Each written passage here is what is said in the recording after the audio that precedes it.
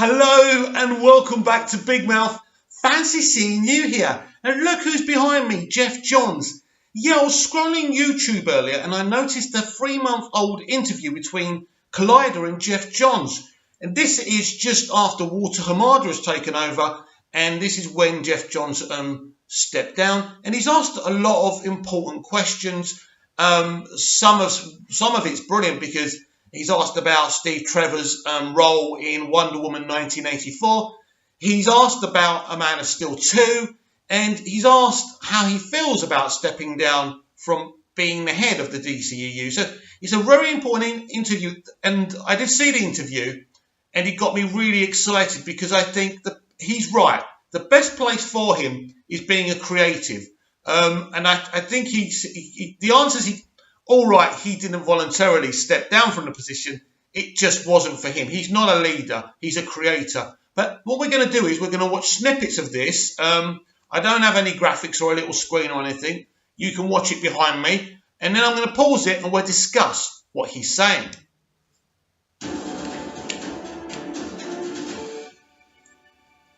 Are you doing today, sir? Hi, Steve. Hey, everyone who's watching this knows who you are. I don't have to do any introductions. I have a million things I want to talk to you about. Okay, so let's just start with the basic thing. Yes. Your position has recently changed. Yes. Let people know, what's the update of what your quote-unquote position is with DC and what's going on? Well, I mean, position's kind of the wrong word. It sounds funny when you say it. I'm a writer, producer. I took a job to be part of DC, part of the executive team. And I kept writing and producing, and I found balancing that was hard because I didn't get to write as much as I wanted to. Clearly, my output of comics has gone down. I did it over the years, and I really wanted to get back to writing and producing, and so they were great about it, and I get to work with all the awesome people at DC Comics and Warner Brothers still. But now I've moved into an office in Dick Donner's old building. This is I think awesome. Sure. And I'm focusing my time 100% on creating, 100% on writing, and I couldn't be more happy to be here talking about all that stuff because it's what I love and what I feel. I love these characters, and I really want to, as I told one of my friends, I told people, like, I want to get notes, not give notes. Like, I'm sure, that's kind of like, I can sum it up best in that. It's like, I really, and again, I get to work with all the great people in TV and film and comics that I've been working with. So my day-to-day has changed in a lot of ways, and in a lot of ways it hasn't. So basically, you did this purely to get to take less meetings. You know what? That's a great summary as well. I mean, yes. That's really what it is. Absolutely. Yeah. You know? Yeah, what it is, less standing meetings, less meetings about a meeting. You know what? You read my mind. Yes. There were a lot of meetings about meetings. Those were my favorite. Dan DiDio and I would always joke about the meeting about a meeting because it was like at the end of the day, it's just funny to have a meeting about a meeting. It's crazy. It is. But do you have meetings about meetings? Sometimes a little bit, but the truth is, meetings just what I have found, and maybe it's the same with you, is that, and this is so off the rails, is that it doesn't matter. That what I found that meetings is like you still have to get your same amount of work done. You did, but you end up doing it at night. Yeah, Well, I've been writing at night and on the weekends, and and I still do because I love writing. Sure.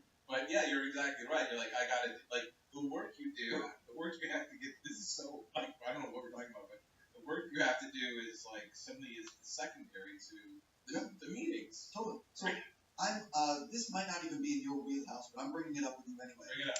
I'm wearing a T-shirt. Right, he's about to ask him about Superman there. But first I want to talk about the answer he's just given, because he was literally Chief Operating Officer or whatever it was of the DCEU. We know what happened with Justice League and everything was reshuffled. He was then literally given his own production company.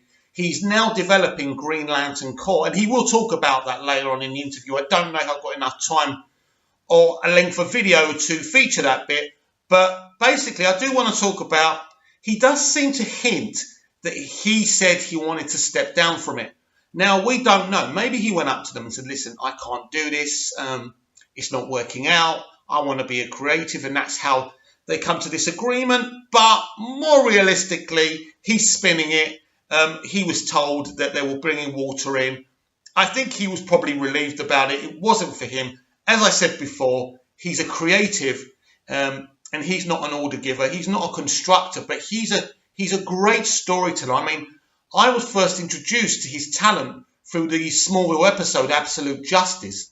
If you haven't seen it, it's absolutely fantastic. And he's a great creative.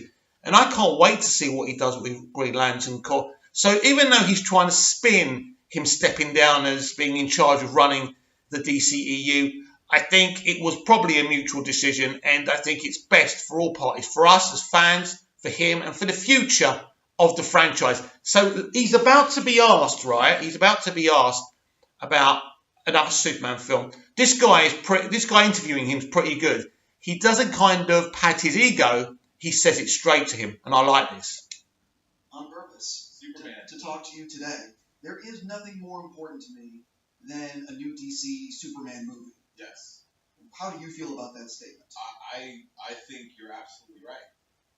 And I know, and look, working with Walter, Hamad, and Toby over there, pictures, they feel the same. So, when you talk to them, you should absolutely ask them that question. Sir, I ran into Toby at a junket. And I'm sure he said the same thing. I literally pushed him against, no, I didn't push him against the wall, but I practically pushed him against. Yeah, you don't want to push him. No, but I said to him, literally, I know you have the keys to the kingdom. I need a new Superman movie. I need him to be heroic and optimistic and a beacon of hope for people to look at this movie and be inspired. And I love Henry in the role. I hope he gets to keep the job.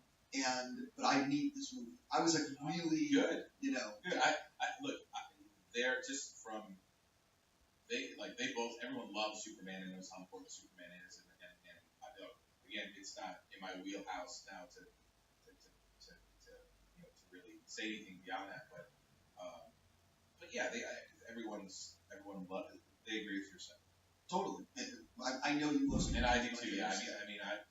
I got into this business because of Superman the movie, because Dick Donner directed what I think is still an amazing superhero film, but amazing film. It's an American film. It's a classic. We always go back to it. Patty Jenkins and I went back to it when we were writing Wonder Woman 2.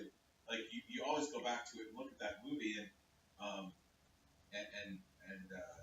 that he captured the spirit of Superman so well, and it's what got me into this. I wanted to, I love superheroes, comic books, and TV and movies. Totally. I have a massive list of things to talk about, but you touched on it, so let's just jump in real quick with Wonder Woman 2. So, right, yes, very, very interesting. You see, I did read these quotes months ago, but seeing it in the interview, I've never seen this interview before, and I just thought it'd be great to discuss. So I don't really listen to Collider in terms of their thoughts about films and their reviews, because they normally are not really fair to DC, so I kind of don't bother with them. I like to keep kind of what I watch positive. But I do like the straight, direct question he asked him, and he told him what kind of Superman film he wants. He wants it to be optimistic. He wants Superman to be a beacon of hope.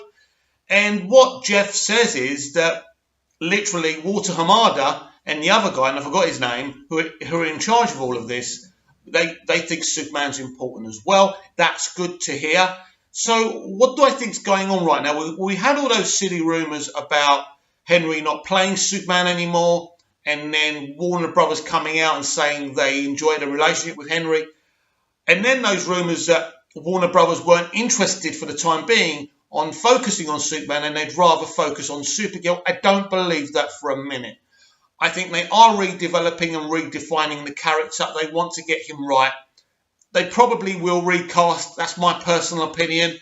So that's what they're thinking. They're looking to relaunch him. Don't be surprised if it's a standalone Superman movie and nothing to do with kind of the DCEU. We are definitely moving towards the worlds of DC, which pretty much means they can pluck, as I've said before, pluck anyone from any Earth. And he does talk about the multiverse in this interview as well. So he couldn't really say much, but at least he said that Walter does care about Superman and does want to do something with the character. And I think at the moment it's getting whoever they've got to do this to do some brainstorming and give the mainstream audience the Superman they want, but also make Superman interesting and make Clark Kent interesting and make his supporting characters interesting as well. So it'd be very interesting what happens there. But I am confident eventually we will get another Superman. Might take a few years. He may do some cameos at first, but don't believe the crap you've been told. I believe it will happen. Let's carry on with this interview because it's quite interesting. Was there ever a debate on, because I think the title is Wonder Woman 1984? It is. So was that always the title, or did you have like ideas of Wonder Woman 2 colon 1984? Like It was never like I don't think we were talking about it, but it was never like a bunch of numbers. Like what it I sounds mean? like a bunch of numbers. Wonder Woman 2 Yeah, but I mean, like I think you might get confused. Wonder Woman 2 190. It might be like Wonder Woman in like the Sure. far future. Well, I guess my question is, did you ever have ideas for other titles, or early on did you know Wonder Woman 1984? There's always explorations of other titles. Got it. What are you? I Just know. like Collider, did you guys say it's going to be called? No, there was a lot of debate. It's just like this totally. we could be called this. I know you can't say Was there a anything. meeting about a meeting? No, you know something. Back then, it was. I mean, the site was a joke. Back in '05, before it launched, I mean, there was no. We had no venture capital, so it was. It was a whole different world. Let's move on past that. With Wonder Woman though, I know you can't say much about the story, but what can you tease people about the movie? Like what I'll just say this. I thought Patty. I think the world agrees. I thought Patty. She has such a handle on the character, and I think the tone of the character, and to me, she is like Dick Donner is the Superman, as Patty Jenkins is the Wonder Woman, clearly, and I just think she makes great creative choices when she's directing the film. She knows exactly what she wants. She's got such a clear vision of it, and I think the time period, like it's really fun to think of the first Wonder Woman film and then the new time period of the second one, and and I think that's going to be it's going to be a really different type of movie for Superman for support. But I can't say anything too much about it because it's like. No, I'm not trying to pressure you on it. I just hope, and I think I speak for fandom, that the way Chris Pine is in the movie is really good. Do you know what I mean? Because that could easily go off the rails. And so I'm just fingers crossed. I know that my last movie thing I want to talk to you about, you're involved with Green Lantern. Yes. And so. Right, again, this guy gets the gun and shoots him right between the balls and literally says to him, look, Geoff, you and Patty better not mess up bringing back Steve Trevor. And to Geoff's credit, he doesn't lose it or anything. He nods his head. He can't say very much. But I think, look, I actually saw an interview about a week ago with Chris Pine, and he said he always knew this character was coming back. He always knew he was coming back. So there was no. I think this was something that Geoff and Patty discussed from doing the first Wonder Woman, and this is a continuation. I have absolute faith in these people that they'll do it in the right way, and I know the hack that is Grace Randolph has come out and said this and that. You mustn't listen too much to her, although I do believe some of the stuff she's been saying, but she is a bit of a stirrer. So you got to, if you are subscribed to Grace, I am as well, I admit, but she is a bit of a wind up. So you've got to be careful about her. But I do have total trust. He's very complimentary about Patty Jenkins. It's great to see them writing this film together. I'm really excited for Wonder Woman 1984, and that, bring on 2020 when that film's out, and I think they're going to do some very, very interesting things with that movie. So now they're going to talk about Green Lantern Corps, and he is asked if he's learned any lessons from the first Green Lantern. Again, this guy doesn't pull any punches when he's asking questions. Let's have a look. I guess my big question, and I speak for fans on this one, Yes. What did you learn from the last Green Lantern that you want to apply to the new Green Lantern? Well, I think you look at everything this is when I do comics too. You look at everything that worked and didn't work, and on anything. and like revamping a character, reintroducing a character, I've done a lot. And there's, I mean, the creative kind of like viewpoint and way into the character, rebooting it, changing it, and reintroducing it. It's informed by everything.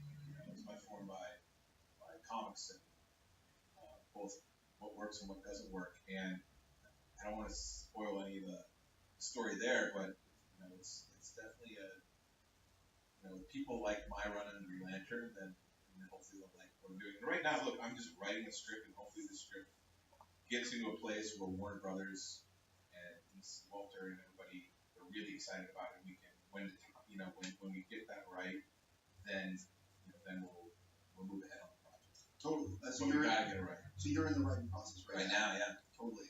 I guess I want to ask you this. In the comics, the ring obviously powers the suit, creates the suit. Yes. And you did that in the first movie.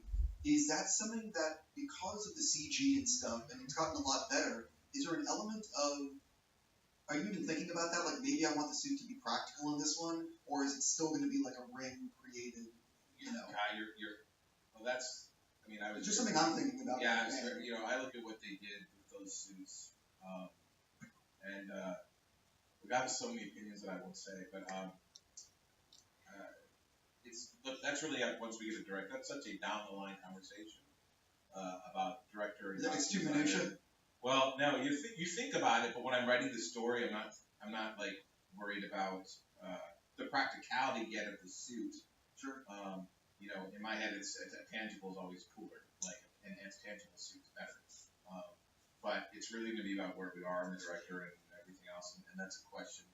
We get a great script and get a great director, and if they want to make the movie, then sure. I will say that I think that now, after the success of Guardians and showing the other side of the universe that what Marvel did, I think it opens the door also for Green Lantern to show some really cool stuff. I agree, and in both a similar way and a very different way too. Because you can't just be like, oh, it's DC's Guardians of the Galaxy, because James Gunn did such a great job on that. But you got to look at like. I don't want to get into it either. I'm so sorry. No, it's okay. But you're asking really good questions. It's just that's what I'm spending my time on and looking at it and looking at the whole thing and putting it on the whiteboard and writing it and really taking everything into account because that's what you do. Like you can't. You're not starting from ground zero and going, I'm going to tell a story about this. It's connected to everything, animation and comics and zeitgeist and other movies and. There's a lot to kind of take in and then redirect it. And I'm trying to do what I did on the comics in a way is do a rebirth. What do you do to kind of reintroduce a concept and the characters and make it. I mean, this applies to everything that I work on. But as a writer, and that's really what I want to get back to, by the way, is being the writer because it's when I'm doing my comics, I feel like. I have more control over the minutia because the minutia it does matter. Like all those little choices add up to something good or something that doesn't work. And I part of the reason I want to get back into the writing of it all is because I want to be able to form that minutia myself. And it does require a lot of it's kind of like if you said to somebody, hey, let's figure out a way to write this comic. It's going to be a certain way, and let's you do it. It's a different way. Completely. One of the things that I'm really excited about at DC is Todd Phillips making this standalone Joker movie with Joaquin Phoenix, which is having Joaquin is amazing, having Todd doing this is amazing. But what I love about it is that this is a standalone movie. It's basically a graphic novel movie, and I think it opens the door to so many other ideas and other graphic novels that can be brought to light, having different people playing the same character, different directors doing a one of it. It doesn't all have to be interconnected. It can be its own thing. When you first heard about this, were you like, get the F out of here? Like, what's your thing? Well, Todd's a really talented guy and a really cool guy. I would actually go even broader and say one of the things I love about, there's something really great about having everything interconnected as a fan. But as a creator, there's something really great about having the freedom to do a show like Titans or Stargirl. They're totally their own thing. And, you're not trying to connect every little creative choice. It's not even about story, but about creative choice and with something else. And DC has the multiverse, and I've always liked that. Yes. DC has the multiverse, and that DC's kind of known for its iconic characters and different takes on the characters in different mediums. And I feel like that's kind of what's happened, right? Really, like look, I hope 15, 20 years down the line, you get a Crisis movie with everybody, right? And everyone meeting that's ever been live action would be a lot of fun. But that's it's fanboy craziness. But I feel like to me the diversity of tone, that everything can kind of coexist, and the good stuff sticks, and the stuff that doesn't quite work doesn't. But you've hit the nail on the head, which is the multiverse, which is this version of Joker that Joaquin's going to play exists on whatever. Yeah, I guess whatever he wants to. Yeah. Exactly. And I think that creative freedom is why DC is a strength for DC. The strength in the comic books. I've always loved that kind of concept. And look, imagine if you put rules down and said you can't make Mike Mignola. You're not going to draw Gotham by Gaslight. We're not going to publish that book because Batman can't exist during that time. Well, we miss out on a great graphic novel. And I think trying to put these rules on stuff. And again, sometimes it's great when you have these interconnected universes. And again, there should be interconnected universes just like there are in the multiverse. But it's also nice to have the ability to do the multiverse and have different takes that make this in different ways. Listen, I love the interconnected nature of certain things. I just think that if it's a locked universe where everything has to be interconnected, then you just miss out on a lot of opportunity. Yeah, well, you look at the comic books and it's the same thing. Right? You get to do create more content, more diverse content, more comics and shows and films. If you unlock it a little bit more, it doesn't mean you're not doing connected universes, because it's fun and you should, and everyone enjoys that kind of stuff. I do, but it doesn't mean you should say no. We're never going to do this. We're never going to do Gotham by Gaslight. Because then you are going to miss out on cool things.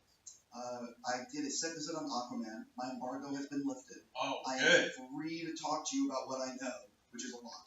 I'm sure you know a lot. I do. So I guess my question is, I saw a movie at Warner Brothers not too long ago, and in the theater next door to me, they were playing Aquaman, and they've done a bunch of screenings. Have you watched it yet?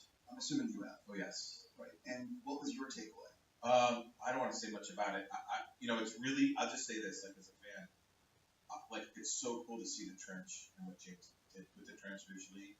And that's going to be, people don't realize it's going to be a very scary sequence. It's crazy. It's a really cool sequence. It's a really great sequence. And, James Wan is such a huge Aquaman fan. He's like, I want to do Aquaman. And he really embraced kind of the classic nature of the characters of Aquaman and Arthur and Mera and Black Manta and Ocean Master. And I'm just thrilled that he brought his vision to all this stuff. And people are going to see people riding sharks. Yeah, one of the things that's cool is that for people, and I'm not sure how much it's going to be in the final cut, but Atlantis is like the size of, he said on set, it's like the size of Los Angeles with 50 million people. It's this huge underwater city, so there's just so much to explore there. Yeah. I don't know. Yeah, I don't know. Does it show in the movie? I don't want to say how much or how, yeah, I know. People experience it. Sure. I'll just say it's a big place. It's a big place. Okay, Ocean's a big place. Totally. Let's move into Doomsday Clock. Sure. Because it's been a little popular. I think people seem to like it. We just went to a fourth premiere. Wow, I really, obviously I've already seen Aquaman, and a lot of stuff he was asking him, I was thinking, I will say to you, Atlantis is stunning, and it really does look like 50 million people could live there. So that answers that question. He spoke about Green Lantern. He's in the development stage. We know the original concept was meant to be a bit like Lethal Weapon, where you've got both the iconic Green Lanterns getting together to solve something or do so. I think that idea is absolutely beautiful and fantastic. I like the idea I love that he didn't kind of shy away when he was asked about the costume. I mean, that interviewer is just asking him the right questions, and I think it was brilliant. I think he said, there's things I could say, but I won't say. He doesn't want to disrespect creators, but at the end of the day, back then, there wasn't much experience in superhero movies as much as there is now. There were mistakes made with that film. I still think it's an okay film. I suppose, really, the costume was the major problem, but I did find that film entertaining, and I actually quite liked it. And it's a shame it didn't do well. So let me know what you thought with what Geoff had to say down below in the comments. A lot of people have issues with Geoff with what happened with Justice League. I love the guy. I think he's a genius. I think he's passionate about these characters. I'm happy that he's doing something that he wants to do. I think it's best for us and for him to be a creative rather than him running the whole show. I was excited about it at first. It just didn't work out. And it's not just his fault. It's Warner Brothers' fault and everyone involved in that decision making. So to just blame him or, you know, whoever else you want to blame, I don't think it's really right. Live and let live, I say. I loved what he had to say. I'm so excited for the future of DC films and the worlds of DC. I hope you enjoyed the video. I hope you didn't mind me just sitting here watching the video, because I think it's great for us DC fans to watch these things together and chew the fat about it. But I'm really excited for the future. Comment down below, like the video, share the channel. I love you all.